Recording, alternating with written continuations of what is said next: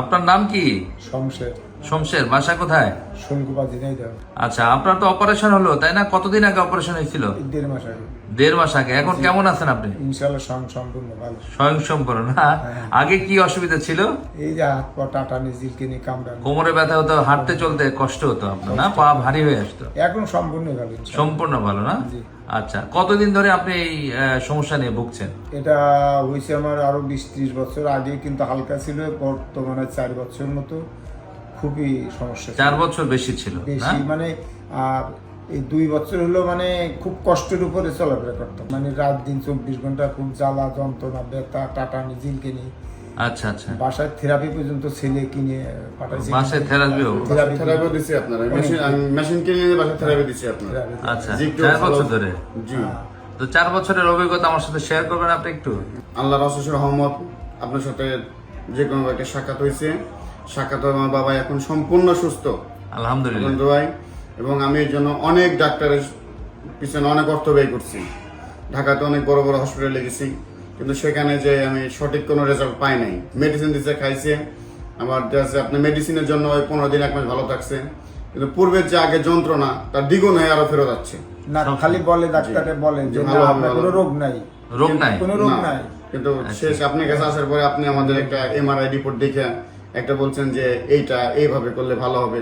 ইনশাআল্লাহ সার্জারির মাধ্যমে একটা অপারেশন করে দিচ্ছেন। খুবই ছোট্ট একটা অপারেশন, কিন্তু সারা জীবনে লাইফ সুস্থতা থাকার একটা সুস্থতা একটা নিয়ামত আল্লাহ দিয়েছে। আপনার কিভাবে অপারেশন হলো? এন্ডোস্কোপের মাধ্যমে? এন্ডোস্কোপের মাধ্যমে একদম ফুটা করে না? একদম ফোটা করে আপনার এন্ডোস্কোপের মাধ্যমে করা হয়েছে। এটা বাংলাদেশে আমার দ্বিতীয় কোনো ডাক্তারে বলে নাই যে এভাবে করতে হবে। সবাই বলছে আপনার কোমর কাটতে হবে, 4টা স্ক্রু নাট লাগাইতে হবে, ব্যয়বহুল খরচ। আচ্ছা। কিন্তু সেটা এখানে দেখলাম যে ওরকম খরচ না, এবং রুগী রাত্রে করছেন, সকালে গাড়ি উঠে চলে গেছে, হাঁটতে চলে গেছে 6 ঘন্টা পরে 6 ঘন্টার মতো ইনশাল্লাহ। মানে আমাদের কল্পনা করতে পারি না যে এত মেজর অপারেশনটা যে করার পর রুগীটা সুস্থ হয়ে জীবনযাপন করবে আচ্ছা আচ্ছা। ইনশাল্লাহ। অপারেশন তো ধরেন 11টায় শেষ হলো, আপনার সকাল 10টায় তো ইনশাল্লাহ আমি নিলিশ হয়ে গেলাম। রাত্রে 11টায় শেষ হয়েছে? হ্যাঁ। আর সকালে 11টায় ছুটি? না, সকাল 10টার সময় এখান থেকে ও 10টা। বাসে, তবে আমি বলেছি না বাসে গেছে, বাসে বাসে গেছেন না? জি জি জি।